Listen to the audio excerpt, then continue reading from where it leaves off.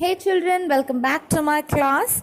In today's English class, we are going to look into our new prose of unit number 7, The Unhappy Tree. The Unhappy Tree. Let's look into what happens in the story. The story is written by Frederick Roquette. It's a story of a tree that is not satisfied with the way it looks. Instead of having leaves, it had sharp needles. Okay, so it was not satisfied. It was envious seeing other trees because they had greeny and different kinds of leaves.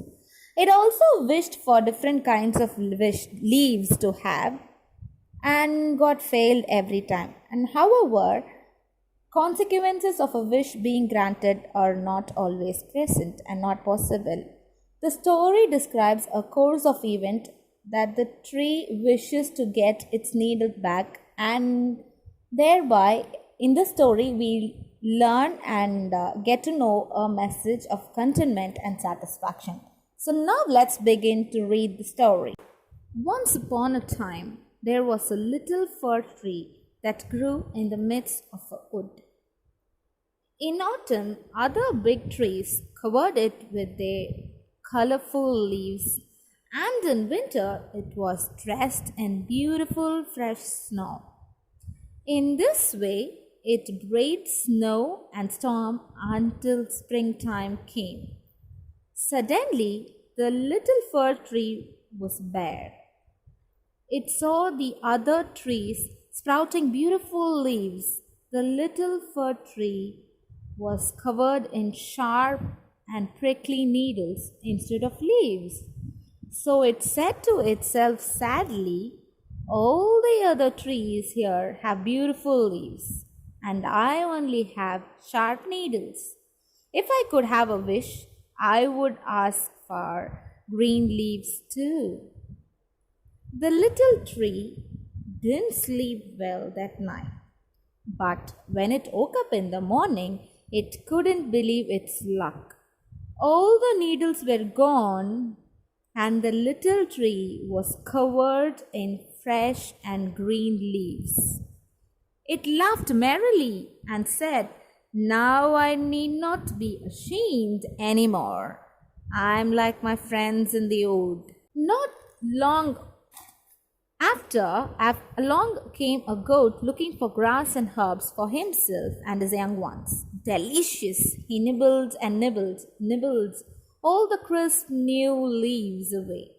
He scarfed down the stems and tender shoots till the tree stood bare.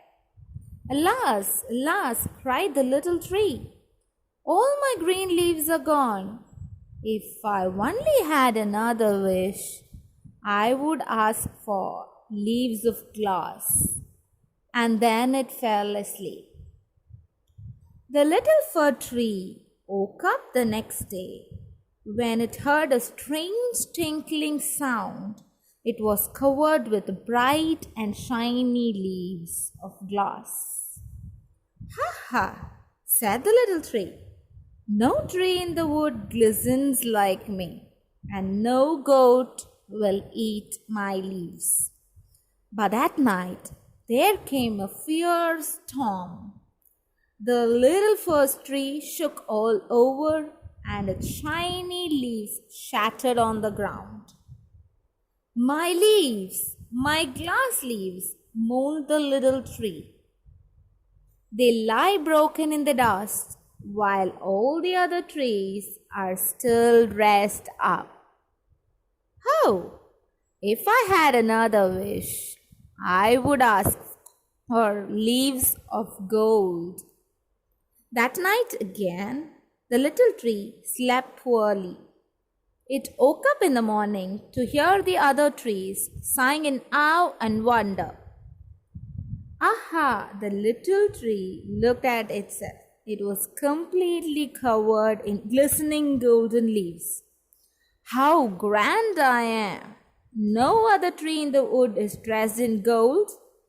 No goats shall eat my leaves, and no storm shall break them to bits."